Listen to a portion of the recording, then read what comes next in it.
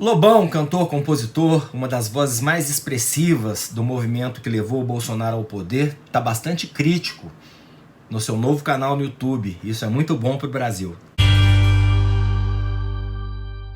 Salve galera, eu sou o Maurício Ricardo, inscreva-se no meu canal, ative as notificações, dê o like ou dislike e deixe seu comentário, ele é muito importante. Bom, o Lobão vem defendendo Bolsonaro, vem fazendo hangouts com Olavo de Carvalho já há alguns anos. Realmente essa plataforma tá horrível para quem fez campanha pro Bolsonaro. Não adianta, eles vêm culpar o YouTube, mas não é isso. A questão é que acabou a eleição, as pessoas estão vendo o que esse governo é, estão vendo as mentiras que foram contadas, estão vendo a incompetência do Bolsonaro em lidar com os atritos internos no próprio governo e estão começando a se desinscrever ou parar de ver vídeos dos canais que ajudaram a eleger ele. É normal que isso aconteça. Ontem estava o Diego Rox falando, fim do canal. Todos eles já fizeram um vídeo com esse título, fim do canal, porque eles estão muito revoltados, mas insistem em pensar que é um boicote da plataforma. Mas o Lobão entrar agora, quando tá ruim para a direita, é muito legal, porque mostra que ele está disposto a colocar as suas ideias e que não me parece que dinheiro aí seja a coisa principal, não. Não mesmo, até porque um cara que tem o repertório que ele tem, o catálogo que ele tem, pode fazer shows pro resto da vida só cantando clássicos. Então, eu acho que não é bem o problema do Lobão, não. Mas o que eu achei legal? Eu achei legal que ontem ele fez um vídeo, ele, bolsonarista e olavista, reconhecido, assumido, com o seguinte título: Um governo sem pulso transforma o Brasil na casa da mãe Joana. Pensei, isso é clickbait, ele vai chegar aqui e vai falar bem do Bolsonaro. Não, ele está reclamando.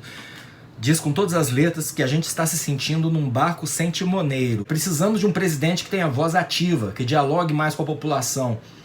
E ainda cobrou do presidente que ele defenda o quadro dele, o quadro do governo dele, as pessoas que ele escolheu para trabalhar para eles contra os ataques do Olavo de Carvalho. Olha só, Lobão que já fez inclusive hangout com Olavo de Carvalho. É muito bom que as pessoas inteligentes entre os apoiadores do Bolsonaro comecem a acordar. Porque sim, gente, não se trata de um lado ser de gente burra, o outro lado ser de gente inteligente. O que leva as pessoas para o campo da esquerda ou da direita no Brasil é muito mais uma questão emocional, psicológica, experiências que você viveu. Por exemplo, se você teve uma experiência maravilhosa na igreja, aquilo te fez muito bem, você teve uma, assim, bliss, né, como eles falam nos Estados Unidos, que é aquela coisa, quase que a graça do Espírito Santo, você sentindo isso em você, nada vai tirar de você. Você pode ser um gênio, um cientista, que você vai ter uma visão bonita da fé, bonita de Deus, como você pode ser ateu se você não teve uma experiência positiva ou experiência nenhuma. É a mesma coisa do cara que fuma um cigarro, adora e começa a fumar, ou aquele que fuma uma vez, não gosta, nunca mais fuma. Eu sei que é uma comparação meio esdrúxula, mas para vocês entenderem que isso vai da pessoa, porque tem muita gente inteligente fumando até hoje, mesmo com feto morto na embalagem de cigarro, gente com câncer, gente broxando, né? Então, poxa, né? Sei lá, são escolhas ou propensões ao vício, porque não propensões à corrente ideológica. Agora, com certeza, no caso do Olavo, ele atrai muita gente que tem propensão a ser membro de seita. Isso é lógico, já foi dito antes aqui, e ele age como seita, vocês sabem disso.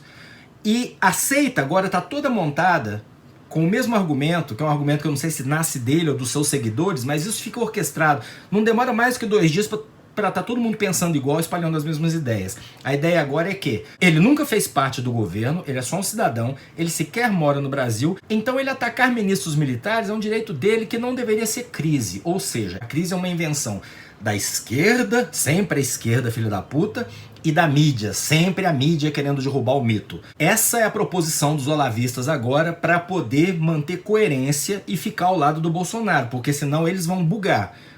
O fato é que o Olavo não tá nem aí, nunca teve, já disse com toda clareza. Logo no início do governo ele mandou todo mundo que segue ele sair do governo. Entretanto, continua indicando ministros, os ministros deles continuam lá, os filhos do Bolsonaro continuam defendendo ele publicamente até contra as Forças Armadas, que são uma instituição bastante respeitada no Brasil, e como eu disse ontem, o presidente, em vez de chegar e se posicionar em favor do governo dele, tá dando a maior moral pro Olavo de Carvalho. Então não adianta vocês olavistas, dizerem, ele é só um cidadão comum, porque ele não é um cidadão comum, tanto que o presidente da República fez um post colocando lado a lado Olavo e militares. Eu li esse post para vocês aqui, aquele cheio de erro de português, lembra? Agora voltando ao Lobão. Lobão é uma voz importante, e eu conheço o Lobão há muito tempo, eu conheço o Lobão no Twitter desde 2009. Eu vi essa transformação dele de cara que já foi um dia petista, estava meio desgostoso lá para 2009, até virar um olavista ou um bolsonarista. O caminho pelo qual ele entrou nessa coisa de direita, eu não sei.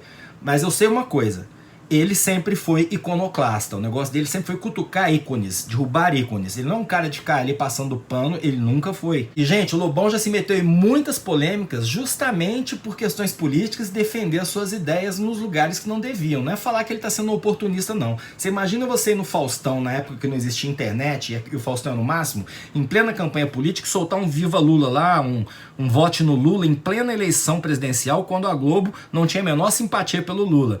Ele foi banido da Globo por muitos anos por ter feito isso. Mas eu tenho autoridade para falar do Lobão, porque não só vi o Lobão estrear com o Lobão e os Ronaldos cantando Me Chama, uma música tão boa que ele compôs, que a Marina gravou na mesma época, e as duas versões fizeram sucesso, vê se pode, tocavam no rádio as duas versões, o Lobão ficou famoso com isso, e por causa da fama do Lobão com os Ronaldos, é que eu fui me tocar depois, que era o Lobão tocando com a Blitz no início da carreira, e a Blitz foi o início do movimento do rock Brasil nos anos 80.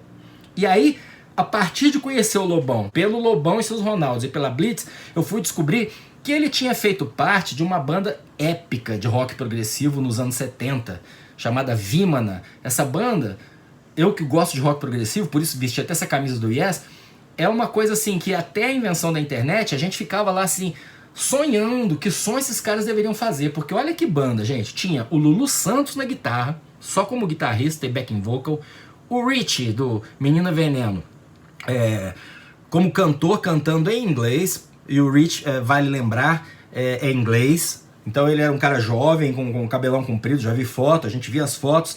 Lobão na bateria, Lobão toca bateria pra caramba, e durante uma época aí, até um ex-tecladista do ESO, Patrick Moraz, ou Patrick Moraz, sei lá como é que pronuncia, o cara é suíço, chegou a tocar na banda porque arrumou uma namorada brasileira, veio pro Brasil, entrou pro Vimana com a proposta de lançar o Vimana internacionalmente. Então, lamentavelmente, a gente não tem grandes registros, mas eu imagino que grande disco progressivo o Lobão teria feito nos anos 70 com o Vimana. O ex-tecladista do Yes, o Patrick Moraz, gravou Relayer com Yes, que tem The Gates of Delirium, e a música Soon, que virou single no Brasil, talvez os mais velhos se lembrem.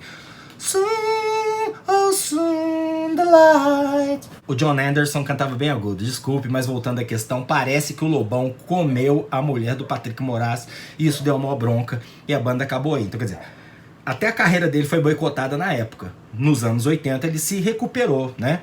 Com o Lobão e os Ronaldos. Mais tarde ele gravou Vida Bandida, depois de passar uma temporada em cana, foi preso com drogas, mas isso não definiu o Lobão. Isso é que eu acho legal, ele continua em frente, tá bom? Fazendo um monte de inimizades, que é uma característica dos iconoclastas, e foi abraçado com muito carinho pela turma olavista, numa época em que você falar de Olavo de Carvalho ou falar de Bolsonaro era uma coisa absurda. Sem contar que, sendo um ex-petista de gritar vote em Lula, sei lá, no Faustão, a imagem dele não ficou muito bem com o lado de lá. Mas vamos pensar num Brasil diferente, antes dessa divisão toda. Antigamente, quando a gente queria votar em alguém, antes da internet, você votava em alguém pensando no objetivo final. Essa coisa de ideologia não era tão clara na cabeça dos brasileiros. Não era todo mundo que discutia política. As pessoas só falavam assim, ó, o que que interessa? É emprego, é saúde, educação e moralidade. Falta de corrupção, o fim da corrupção na coisa pública. Não interessava tanto pra gente se era PT ou PSDB. Na verdade, o brasileiro nunca quis ser comunista ou ser esquerdista, igual o seu youtuber de direita fala pra você. Nunca, mas nunca quis. Nunca. Tanto que o PSTU, o PSOL agora recentemente, a luta armada na época da ditadura, ninguém conseguiu grande coisa no Brasil. Ninguém. No máximo você tinha assim um PDT e um PT, mas não era aquela coisa esquerda e direita. Isso, inclusive, é uma fabricação que tem muito a ver com o Olavo. Eles têm o maior orgulho em dizer. O que eles não contam pra você é que todas as informações são tortas, são enviesadas, são exageradas, são mentirosas. Quando falam, por exemplo, de um complô para pregar o marxismo cultural nas escolas, ou que as universidades eram todas elas orquestradamente feitas para parir esquerdistas, não eram. A contingência do Brasil levou o Brasil mais à esquerda, obviamente, depois de uma ditadura militar de direita. É isso. E o Olavo veio e se colocou como grande pensador de direita numa época que não era moda falar disso, porque, pelo contrário, era feio. Defender a direita seria defender os porões da ditadura, seria defender o fim da democracia, a falta de direito ao voto.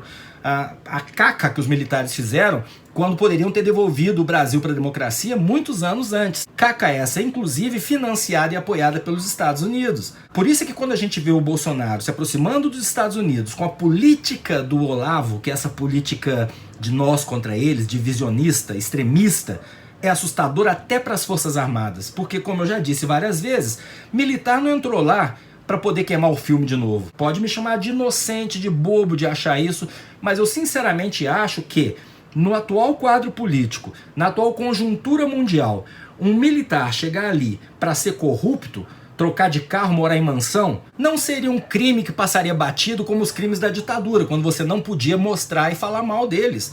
Tá lá o Olavo xingando os caras naquele nível vulgar, baixo, e infelizmente os militares caindo na dele e batendo boca também, o que é errado.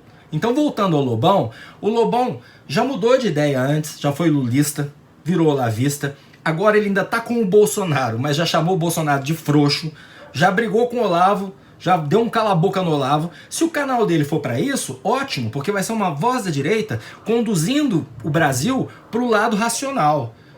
Sem essa coisa de ficar endeusando gente, sem essa coisa de ficar cultuando gurus como é o Olavo de Carvalho, ou mitificando pessoas que sequer têm nível intelectual para exercer seu cargo, como eu acredito que o Bolsonaro não tenha. É um momento de desmanchar essa cagada que foi feita na cabeça das pessoas. O que não significa reconstruir aquilo que já foi desconstruído por não funcionar, ou porque nós aprendemos, ou porque nós caímos a ficha. Não significa acordar amanhã falando que tá tudo errado, que tudo que o PT fez foi certo, que tudo que o Fernando Henrique fez foi certo. Isso não é verdade. A construção da estabilidade de um país e de uma crise é uma sucessão. Começa lá atrás. E quem acabou com a inflação, dando o crédito para a pessoa certa, que é o presidente da República, foi o Itamar. Um acidente, porque ele era o vice-MDBista, quer dizer, do MDB, do Collor, que era o salvador da pátria.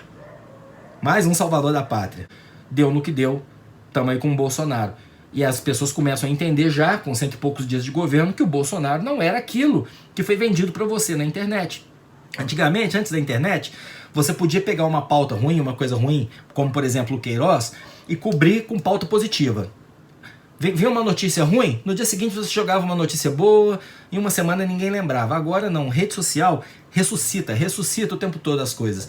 Então é como se fosse uma panela com teflon. Não adianta vir o Bolsonaro querer colar coisa boa em cima, pacote anticrime, falar que a reforma da Previdência é maravilhosa, se lá atrás o que ele prometeu para a população, ele não deu e está traindo, que é um governo de gente honesta, com pulso, né, com aquela coisa disciplinada do exército. Isso não está acontecendo. Por isso é muito bem-vindo um Lobão. Eu sei que daqui a pouco o Lobão vai para a lista dos comunistas, como todo mundo vai para a lista dos comunistas ao discordar do Olavo de Carvalho. Mas aí você vai ver quão ridículo é o seu youtuber olavista, ou as pessoas que te levaram até aqui, ou os filhos do Bolsonaro e o Bolsonaro, com esse culto a uma pessoa que simplesmente não tá nem aí pro Brasil ou pra nossa estabilidade econômica ou social. Quer vender curso, quer vender livros, mandando seus discípulos atacarem aqueles que falam contra ele, destruindo as reputações dos que falam contra ele, e pronto, é o que ele quer.